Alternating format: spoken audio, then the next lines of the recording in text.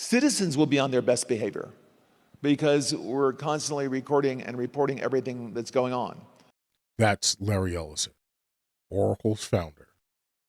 September 12th, 2024, speaking to investors about the future he is building. Cameras everywhere. AI watching everything. By the way, and the camera's always on. You don't turn it on and off.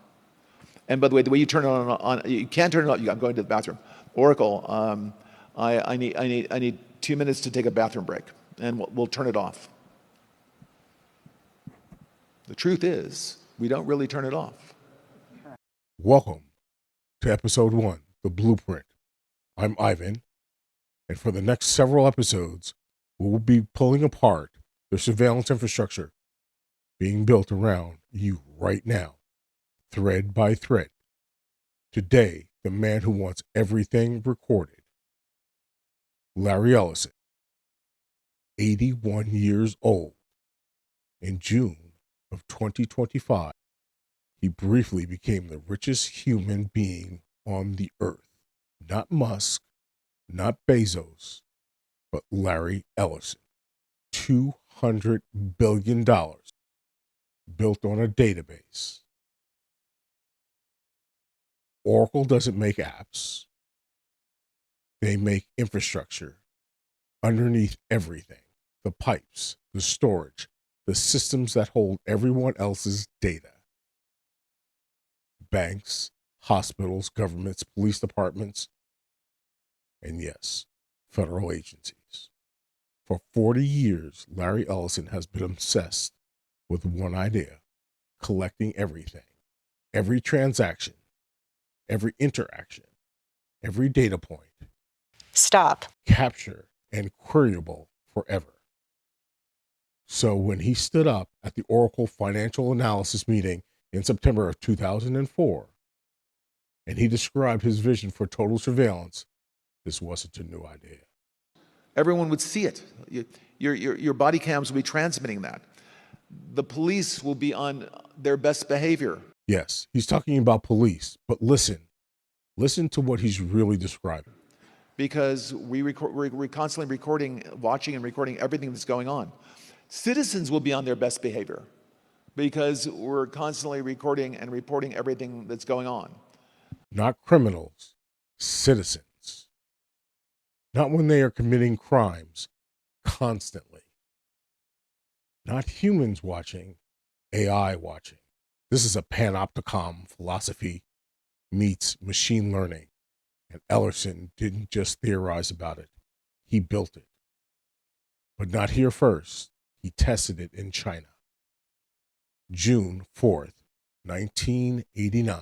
Tiananmen Square, the Chinese Communist Party crushed pro-democracy protesters with tanks and bullets. The world watched. The party learned a lesson that day. Never again would they lose control. What followed was the largest surveillance infrastructure project in human history. They called it the Golden Shield Project. We called it the Great Firewall of China. But it wasn't just about blocking the internet. It was about watching everything all the time. Phase 1, control the internet. Phase 2, monitor the internet. Phase 3, interrogate everything. By 2010, China launched the Police Cloud, a nationwide system connecting every camera, every database, every digital footprint into one searchable network. Oracle had been working in China since the 1980s. They partnered with a Beijing-based company called Digital China. For 2 decades, the partnership operated quietly. Oracle sold databases. Digital China sold them to the Chinese government. Everyone made money. But around 2013, something changed. Digital China and Oracle built something new together. The Daijun server. In Mandarin, Daijun means lighthouse cloud. Yeah, okay, I might be messing that up, but that's okay. On the surface, just a localized version of Oracle's flagship Exadata database systems, optimized for Chinese networks. Nothing unusual. And look what they're connecting. Facial recognition databases, millions of photos from surveillance cameras across the cities, medical records, hospital visits, diagnostic medical health data, bank logs, every transaction, every account, hotel registrations, where you slept, who you were with, social media activity, what you posted, who you followed, what you liked, license plate readers, tracking vehicles across tens of thousands of cameras. All of it fused together into one profile per person. 1 billion people, each with a permanent digital shadow, searchable within seconds. This wasn't law enforcement infrastructure. This was social control infrastructure. And Oracle technology was at its core. Here's what matters for us today in America. China wasn't just Oracle's customer. China was the test lab.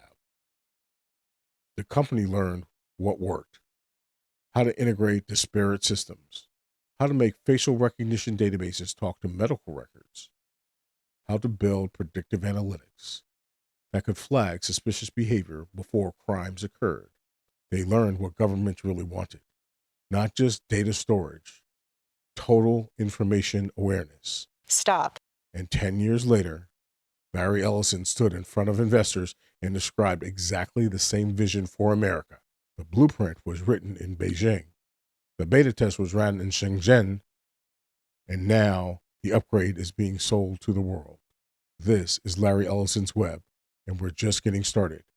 Today, you learned about the testing grounds, the partnership between Oracle and Digital China that built surveillance infrastructure for China and the Communist Party. But that's just one thread. In the next episode, the export. Next time, we learn how Oracle took that technology and sold it to police departments, governments, intelligence agencies around the world, including right here in the United States. The web extends from China, but doesn't stop there. And Larry Ellison isn't hiding it anymore. He's bragging about it. This is the future he is building. The question is, are we going to let him? If you like this, please subscribe, like, and we'll see you on episode 2. Thank you. I appreciate your time. Careful what you click on.